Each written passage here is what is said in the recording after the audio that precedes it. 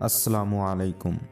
কে সেই বীর বাহাদুর যার দ্বারাই শক্তিশালী দুর্গের পতন হবে?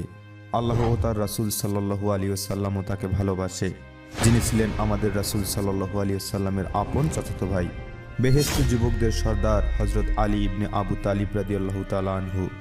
আরবি ক্যালেন্ডারে তখন সপ্তম হিজরি। রাসূল সাল্লাল্লাহু আলাইহি ওয়াসাল্লামের নেতৃত্বে মুসলমানরা অবরোধ করেছিল খাইবার। উদ্দেশ্য ছিল উদ্ধত অহংকারী চুক্তি ভঙ্গকারী ইহুদিদের কঠিনভাবে শায়েস্তা করা। খাইবারের কাসুম দুর্গ ছিল অন্যতম শক্তিশালী ও নিরাপদ দুর্গ। তাই তারা নিশ্চিন্ত ছিল মুসলমানরা কখনোই এই দুর্গ ভেদ করে তাদের স্পর্শ করতে পারবে না। রাসূল সাল্লাল্লাহু আলাইহি ওয়াসাল্লাম দুর্গে অবরোধ করে প্রথম দিন দুর্গের দরজা ভাঙার জন্য পাঠালেন তার সবচেয়ে প্রিয় বন্ধু হযরত আবু বকর সিদ্দিক রাদিয়াল্লাহু তাআলা আনহুকে।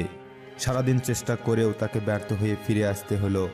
পরদিন রাসূল সাল্লাল্লাহু আলাইহি ওয়াসাল্লাম প্রেরণ করলেন আরবের অন্যতম সাহসী শক্তিশালী এবং বীর সেনা হযরত ওমর ফারুক রাদিয়াল্লাহু তাআলা আনহুকে।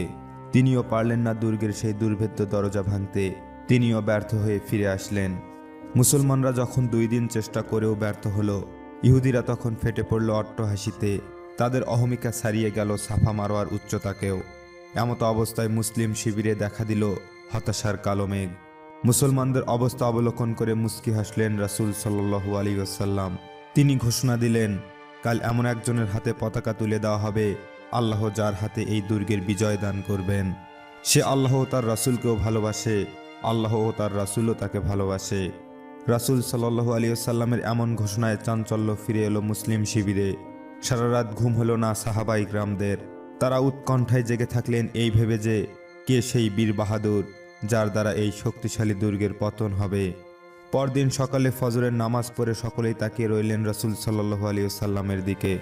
রাসূল সাল্লাল্লাহু আলাইহি ওয়াসাল্লাম খোঁজ করলেন এমন এক ব্যক্তির, যিনি ছিলেন সেই সময় চক্ষু রোগে আক্রান্ত, যিনি ছিলেন আমাদের রাসূল সাল্লাল্লাহু আলাইহি ওয়াসাল্লামের আপন চাচাতো ভাই, আমাদের রাসূল সাল্লাল্লাহু আলাইহি ওয়াসাল্লামের প্রাণপ্রিয় কন্যা হযরত ফাতিমা রাদিয়াল্লাহু তাআলা আনহা এর সম্মানিত জীবন সঙ্গিনী, বেহেশতে যুবকদের সর্দার হযরত হাসান ও হুসাইন রাদিয়াল্লাহু তাআলা আনহু এর পিতা শেরে খোদা হযরত আলী ইবনে আবু তালিব রাদিয়াল্লাহু তাআলা আনহু। হযরত আলী রাদিয়াল্লাহু তাআলা আনহু এর বীরত্বের কথা আমরা দ্বিতীয় পর্বে জানবো ইনশাআল্লাহ। ততদিন আমাদের সঙ্গেই জুড়ে থাকুন।